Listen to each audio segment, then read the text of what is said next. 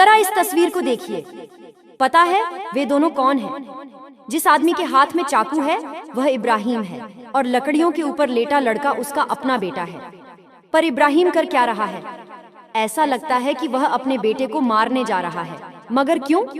यह जानने से पहले आइए देखें कि इब्राहिम और सारा को यह बेटा कैसे हुआ। परमेश्वर ने इब्राहिम और सारा से वादा किया था कि उनका एक बेटा होगा, पर ऐसा होना मुश्किल लग रहा था क्योंकि इब्राहिम और सारा बहुत बूढ़े हो चुके थे।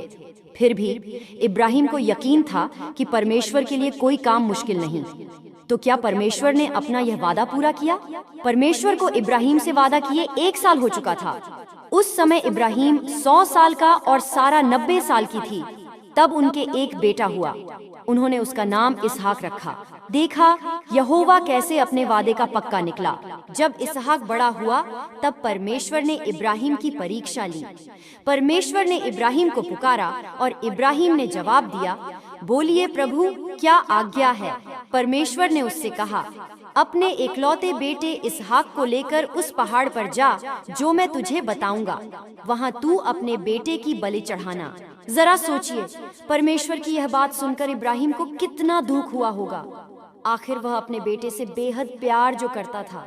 और फिर परमेश्वर ने इब्राहिम से यह वादा भी किया था कि उसके बच्चे कनान देश में रहेंगे। लेकिन अगर इसहाक मर जाता तो परमेश्वर का वादा कैसे पूरा होता? इब्राहिम को यह समझ में नहीं आ रहा था। फिर भी परमेश्वर ने उसे जो करने के लिए कहा उसने वही किया। जब इब्राहिम पहाड़ पर पहुंचा तो वहां उसने एक वेदी बनाई। वेदी उसे कहते हैं जिस पर यहोवा के लिए जानवरों की बलि या तोहफा चढ़ाया जाता था।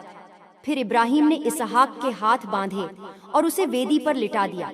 इसके बाद उसने इसहाक को मारने के लिए चाकू निकाला। वह चाकू चलाने ही वाला था कि परमेश्वर ने उसे आवाज दी, इब्राहिम इब्राहिम। इब्राहिम ने जवाब दिया, बोलिए प्रभु क्या आज्ञा है? परमेश्वर ने उससे कहा, अपने बेटे को मत मारो।